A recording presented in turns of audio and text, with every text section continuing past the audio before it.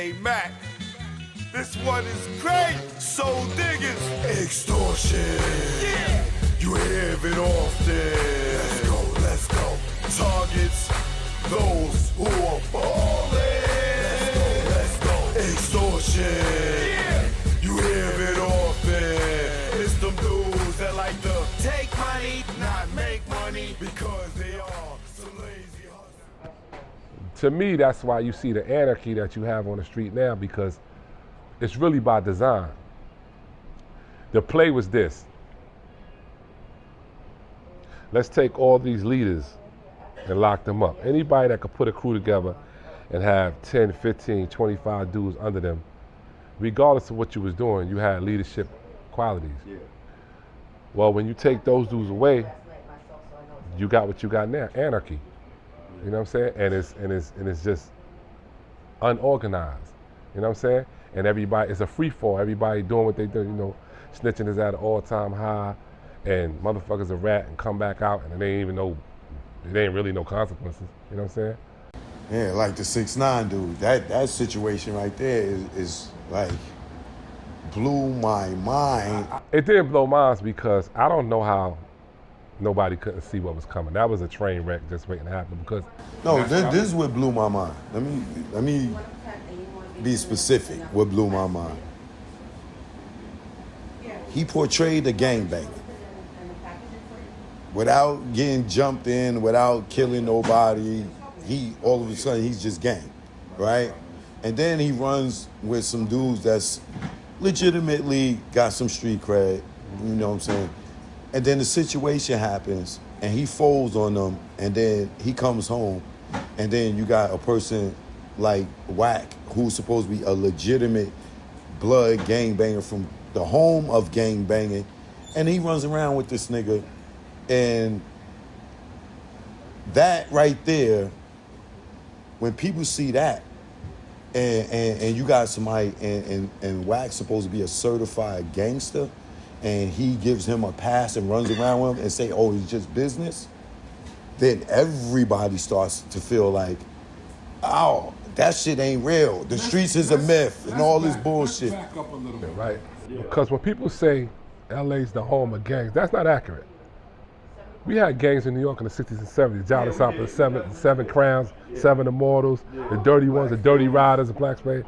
So that was just a thing that was going on all over the country, right? But even so, that Blood and Crippin', there's a good movie my man Bone put out called Bastards of the Party, a documentary where they really break down how the splinters, how that whole thing happened. But my thing is this here, right?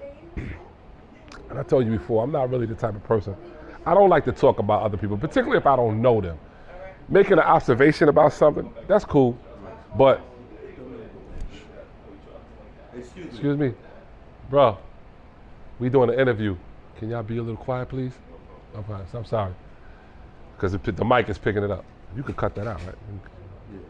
All right. So what happens is, where was I? Lost my train of thought. Oh, the gangs. Yeah. And there's a documentary called Bastards of the Party where my man Bone breaks down how that whole thing came to be. What they did have over us was a little bit better structure, but the same thing happened to them. They started locking up all of the older dudes, and you had the little dudes out there without no guidance, and then, you know, the whole shit went away. Right. The thing is this here, Choke, right? You look at anything in life, right?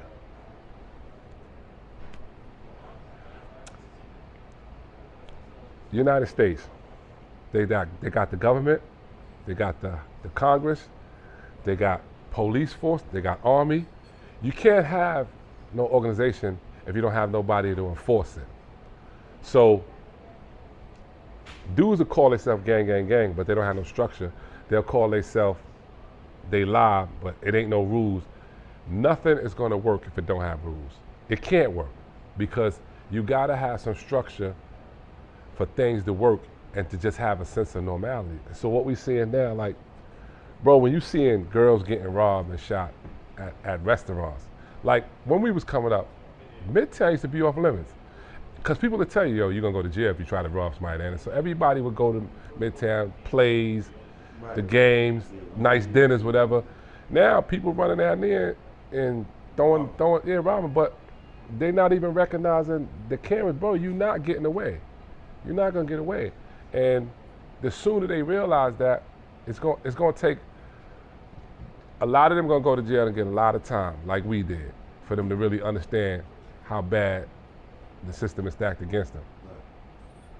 I just want, is even the reason why I'm doing this interview with you, because I want to start letting everybody know that there are some official people out here, right? And enough of us don't really link up with each other because, well, there's a whole bunch of reasons.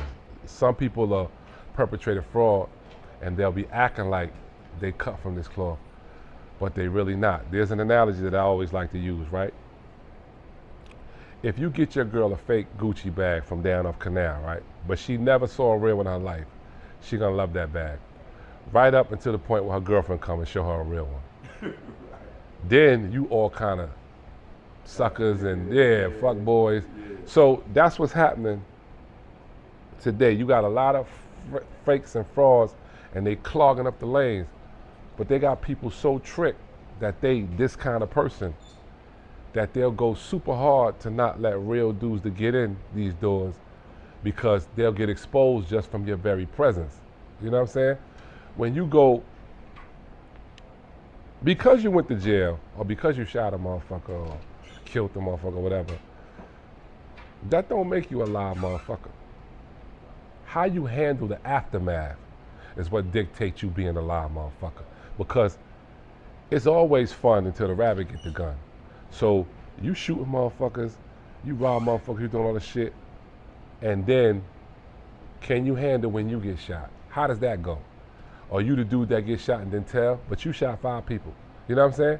Or how does it go when you get caught? When you get caught, how do you deal with that? See, that's what dictates who you are. That's the difference between Shotti and them and Tekashi.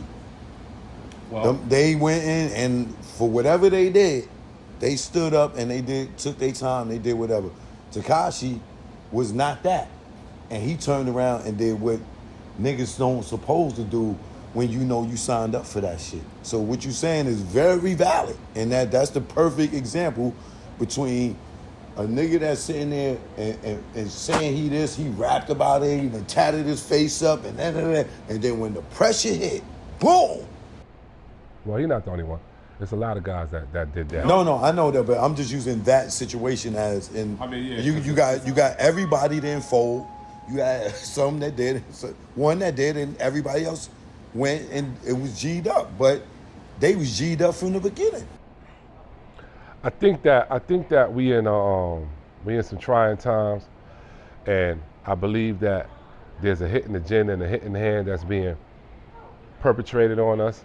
And we better wake up and understand it and be able to recognize what's really going on. K-Mac, this one is great. Soul diggers, extortion. Yeah, you hear it often. Let's go. Targets, those who are falling. Let's go. Extortion.